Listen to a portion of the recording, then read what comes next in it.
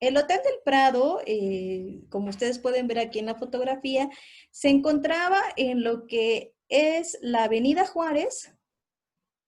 Aquí tengo un planito. La Avenida Juárez entre la calle Revillagigedo y José Azueta. Actualmente este espacio lo ocupa el Hotel Hilton, como pueden ver aquí en este mapita. Se encontraba enfrente de la Alameda Central, casi al final, que colinda con la calle de Valderas. En este espacio que ahora ocupa la Plaza de la Solidaridad estaba el Hotel Regis. En la parte de atrás, el estacionamiento de este mismo hotel. Actualmente ese espacio lo ocupa el Museo Mural Diego Rivera.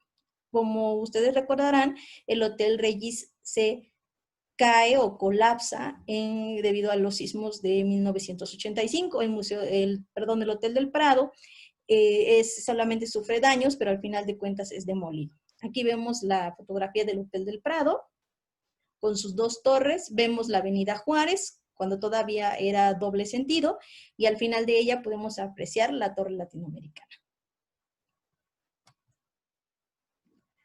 Ok, la construcción del Hotel del Prado fue un proyecto para construir dos grandes hoteles en la Ciudad de México por parte del ingeniero Alberto J. Pani. Alberto J. Pani fue un personaje de la política mexicana bastante importante, fue secretario de Estado en varias ocasiones y en diferentes periodos presidenciales, y también secretario de Hacienda. Entonces él tenía esta idea de construir dos grandes hoteles en la ciudad que permitieran pues dar un servicio de calidad a los visitantes.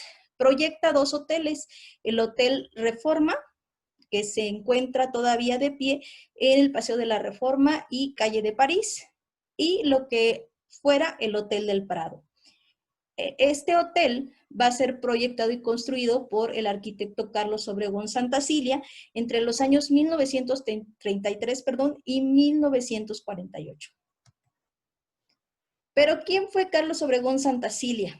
Bueno, Carlos Obregón Santacilia fue un reconocido arquitecto de la época.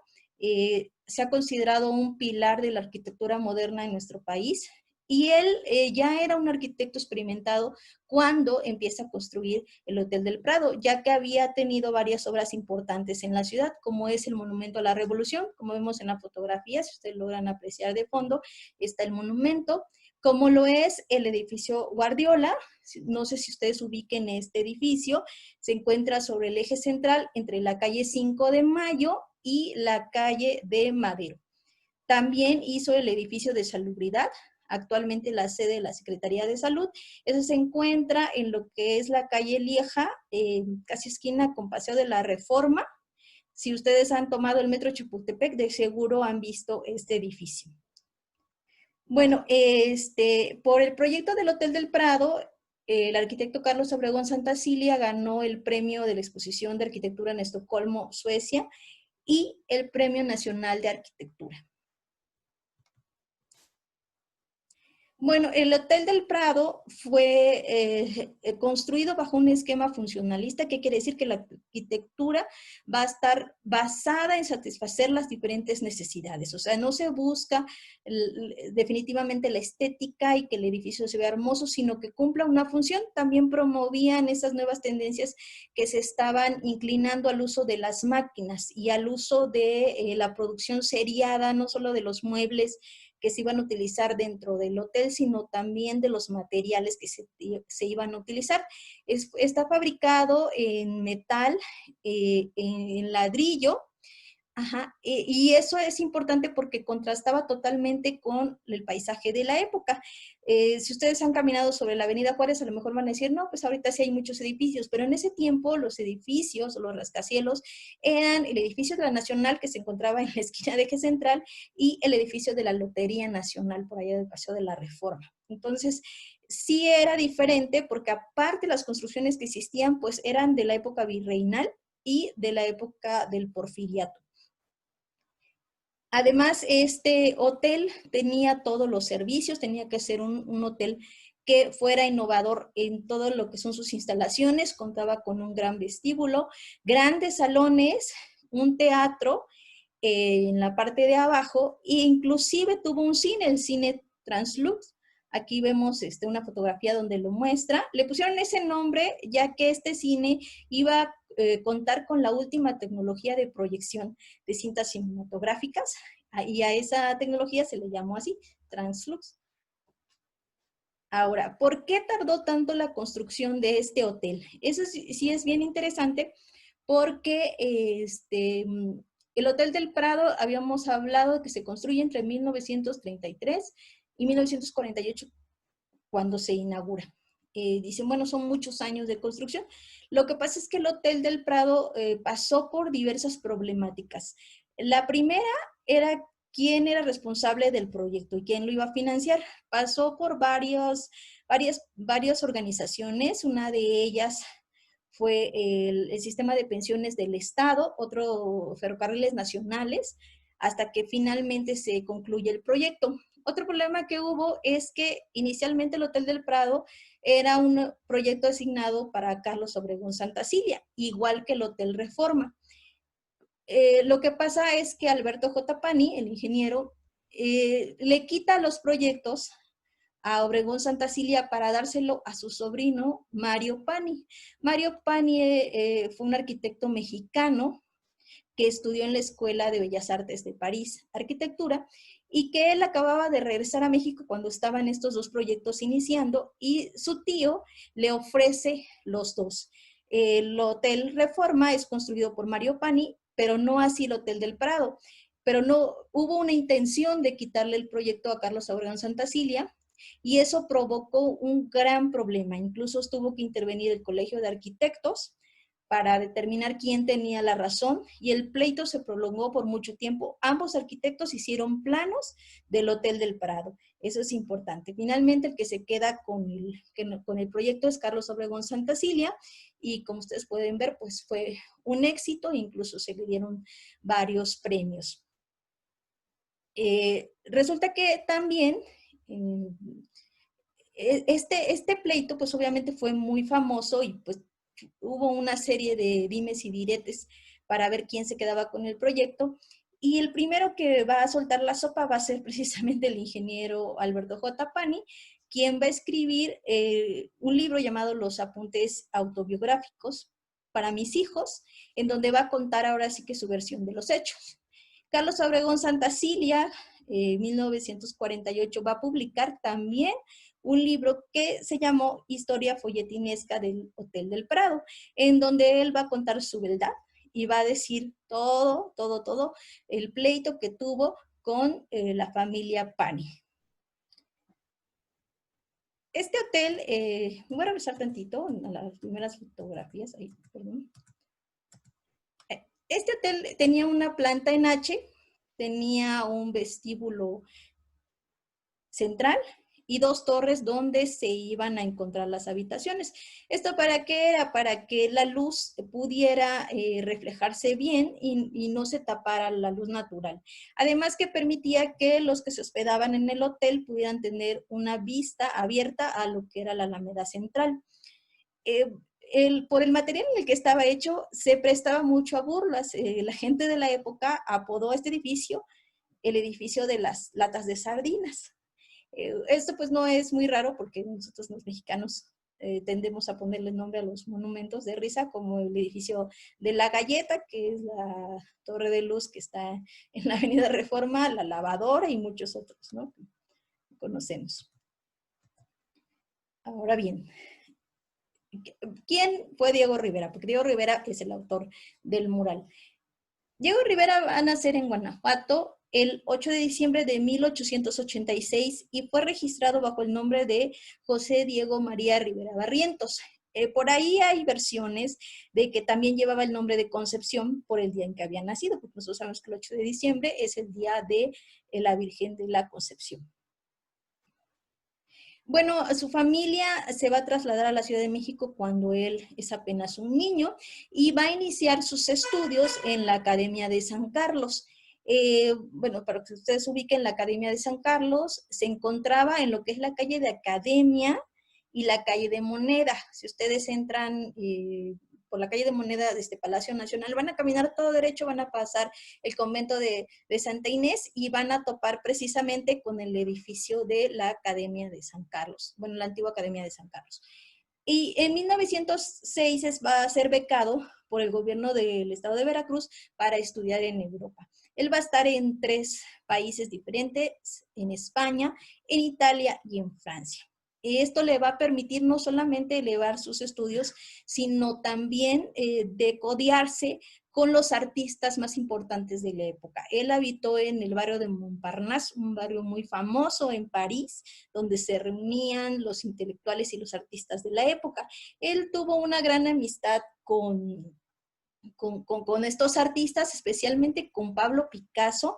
Sin embargo, ellos por un problema que tuvieron después se volvieron enemigos jurados. Hace algunos años hubo una exposición en Bellas Artes que se llamó Picasso y Rivera, donde contrastaban precisamente el trabajo de ambos artistas, pero también las similitudes que tenían. Ellos se pelearon porque Rivera consideraba que Pablo era un copión. Ahí tienen una anécdota en donde rompieron su amistad, que sería muy interesante abarcarla, pero en esta plática no la voy a dar porque, bueno, tenemos un poquito el tiempo medido. Después de haber estado en Europa, él va a regresar a México en 1921 y José Vasconcelos, que va a ser el secretario de Educación de esa época, lo va a invitar a iniciar un movimiento educativo, pictórico, cultural llamado muralismo mexicano, junto con otros artistas, claro. Y va a pintar su primer mural en 1921 en lo que es el Colegio San Ildefonso. Ese mural se va a ubicar en lo que es el Anfiteatro Simón Bolívar y el mural se llama La Creación. Se los quise poner aquí por una razón muy especial. Si ustedes observan el mural, van a ver que tiene un estilo completamente de influencia europea. Incluso se le pueden buscar tintes bizantinos a este mural. Y es digno de ver porque es el primero que hace Diego. Después, si nosotros miramos los murales de Diego, son totalmente diferentes, porque ya hacen alusión a la cultura mexicana.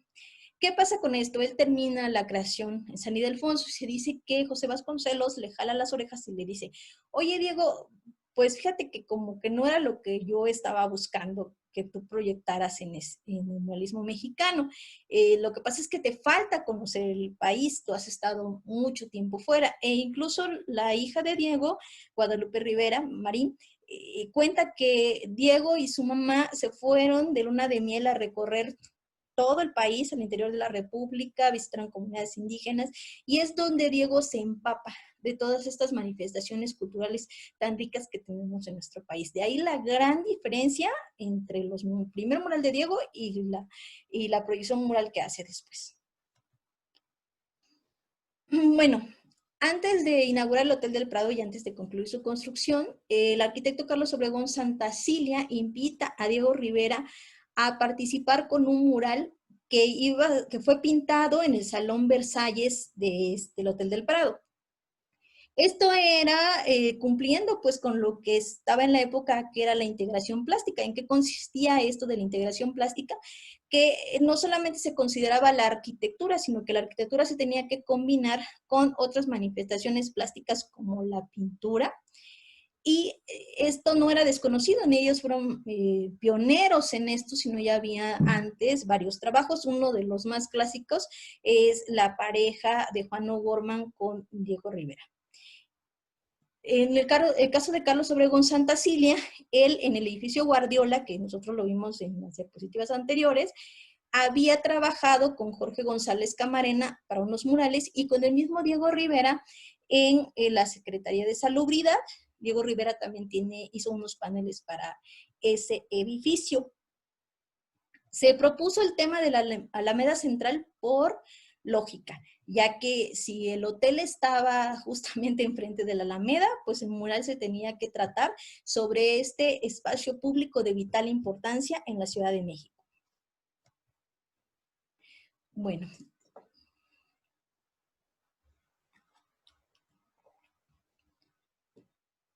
El nombre del mural. Entonces decíamos que el mural se llama, a ver, Sueño de una tarde dominical en la Alameda Central. Se llama sueño porque se piensa en estos espacios recreativos como un parque, como un lugar para el descanso. Entonces, ¿quién no quisiera sentarse en una banca de uno de sus parques con la tranquilidad del mundo, pues echarse un coyotito, ¿verdad? Esto era porque, pues en alguna época se le agregaron fuentes a los parques públicos y acuérdense que la caída del agua, pues invitaba a la tranquilidad, a la reflexión. Diego va a tomar ese concepto y va a pintar dentro del mural a personas que van a estar soñando, que van a estar durmiendo. Por ejemplo, vemos estos personajes que están a la izquierda. Si ustedes se fijan, están dormidos. ¿Cómo lo sabemos? Porque van a tener los ojos cerrados, a diferencia de los demás personajes. Ellos van a estar soñando. Vamos a tomar como ejemplo y rápido, porque esto lo vamos a ver posteriormente, ya cuando analicemos cada personaje identificado. Vamos a ver a este personaje que va a estar soñando, y él va a estar soñando con la escena de arriba, donde se ve que hay una gran fiesta, donde están bebiendo pulque. Entonces él está soñando con esa fiesta, pues también con echarse un pulquecito, ¿verdad?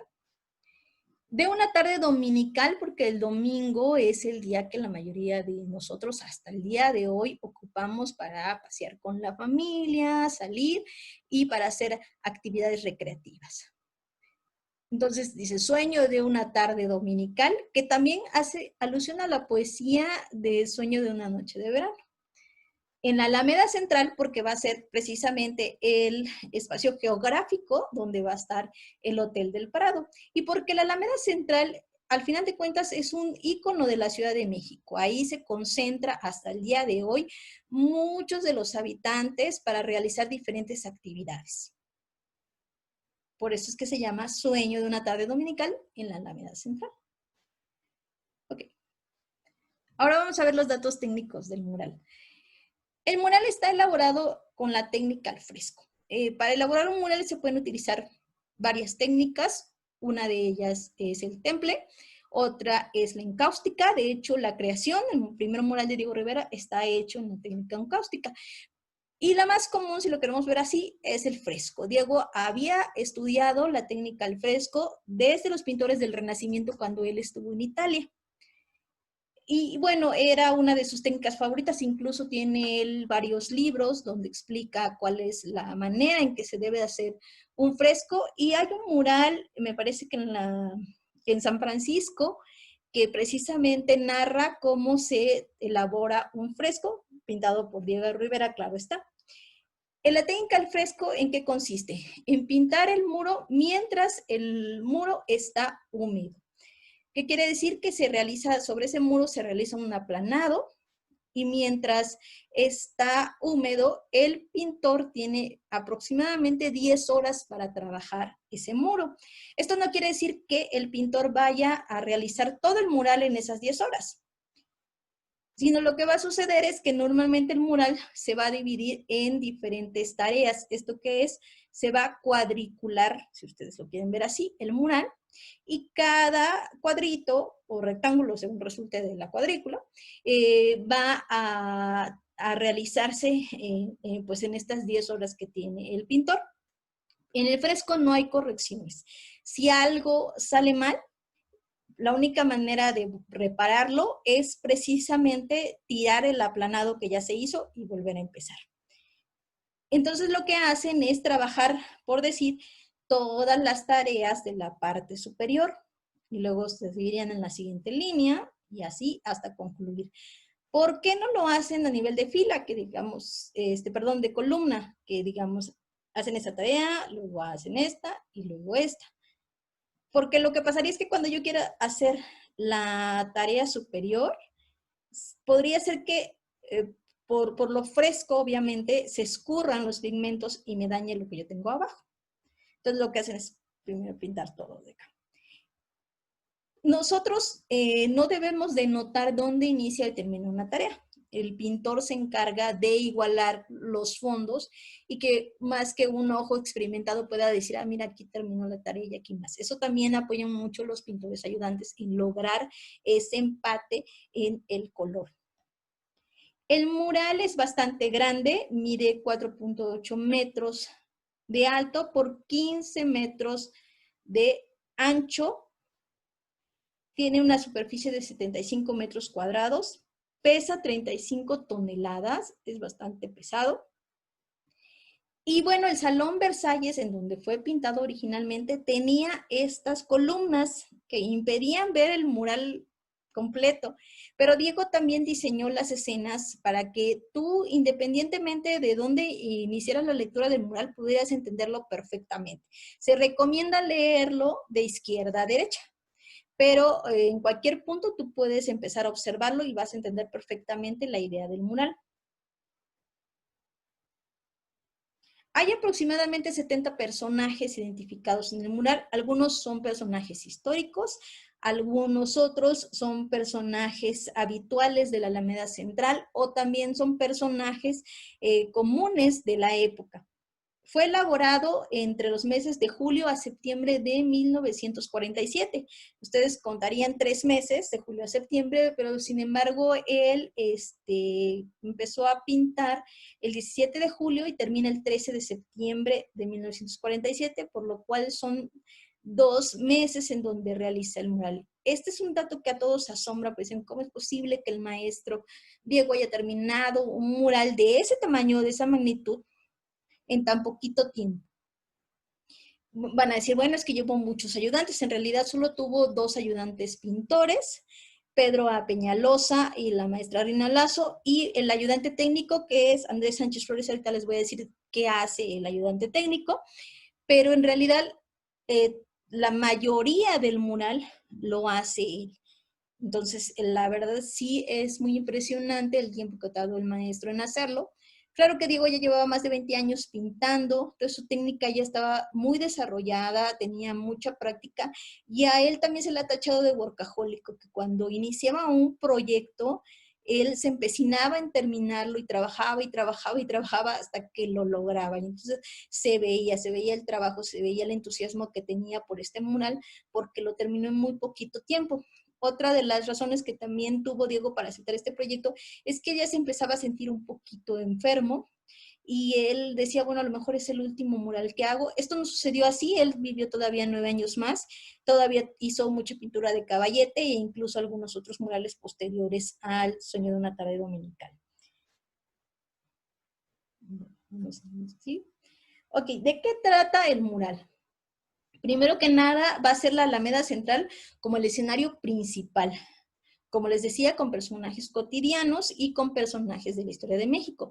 En cuanto a la historia de México, él se va a saltar la época prehispánica y se va a enfocar a lo que es la historia de México desde la conquista hasta el México moderno que estaba viviendo Diego Rivera. Entonces tenemos 3 secciones. En la parte izquierda del mural vamos a ver la conquista, vamos a ver el virreinato, la independencia y el establecimiento de la república con Benito Juárez. Después, si vamos a la sección central, vamos a observar la época del porfiriato. Ahí por ahí andan Porfirio Díaz.